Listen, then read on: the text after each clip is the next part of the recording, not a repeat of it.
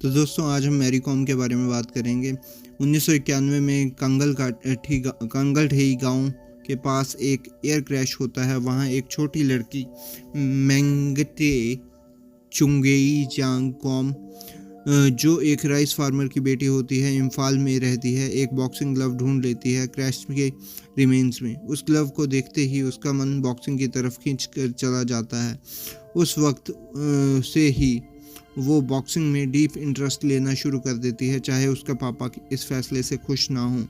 एक दिन जब कॉम एक लड़के से झगड़ रही होती है तो उसे चेज़ करते करते वक्त वो एक बॉक्सिंग जिम तक पहुंच जाती है। वहां उसकी मुलाकात होती है कोच से, जो किसी वक्त एशियन चैंपियन डिंग कोसिंग को भी कोच किया करते थे। कॉम उनसे अपनी बॉक्सिंग की चाहत शेयर करती है और कोच उसे 30 दिन तक जिम आने के लिए कहते हैं, और अगर डिज़र्विंग हुई तो वो उसे ट्रेनिंग देंगे। कॉम अपनी माँ को इन्फॉर्म करती है, लेकिन पापा से छुपकर जिम आना शुरू कर देती है।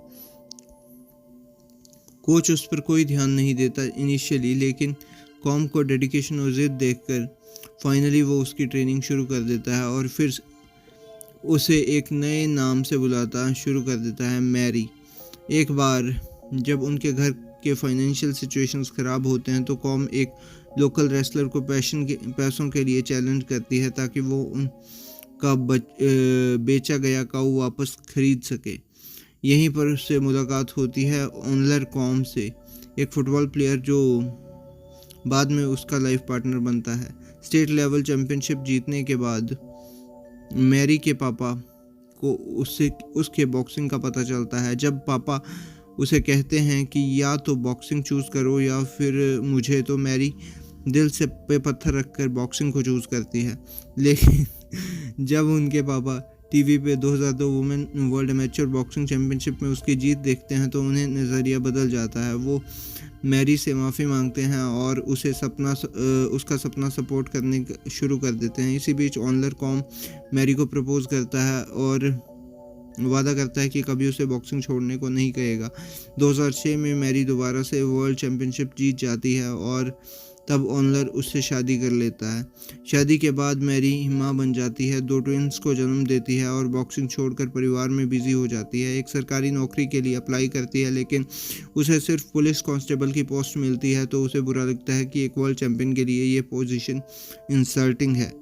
दुख भरे इस वक्त में ऑनलर उसे मोटिवेट करता है कि वो बॉक्सिंग में वापस आए। मैरी फिर से जिम ज्वाइन करती है। ऑनलर घर पे बच्चों का ध्यान रखता है। कोच नरजीत अभी उससे नाराज़ होते हैं कि शादी और ब्रेक लेने के डिसीजन पर, लेकिन मैरी नेशनल लेवल पर कमबैक करती है।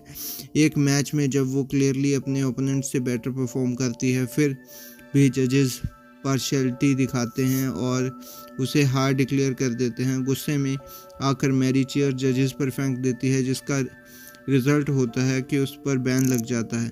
लेकिन मैरी माफ़ी का लेटर लिखती है और बाद में उसका बैन हट जाता है। हालांकि ऑफिशियल्स उसे इंसल्ट करते हैं। फिर मैरी दोबारा कोच नजीद के पास जाती है और कहती है कि सर, आप ही मुझे बेस्ट बना सकते हैं। कोच मान जाते हैं और इंटेंस ट्रेनिंग शुरू होती है। 2008 में वर्ल्ड बॉक्सिंग फाइनल्स तक मैरी पहुंच जाती है। तभी ऑनलर का फ़ोन आता है। उनका एक बेटा ventricular septal defect heart problem से सफ़र कर रहा होता है।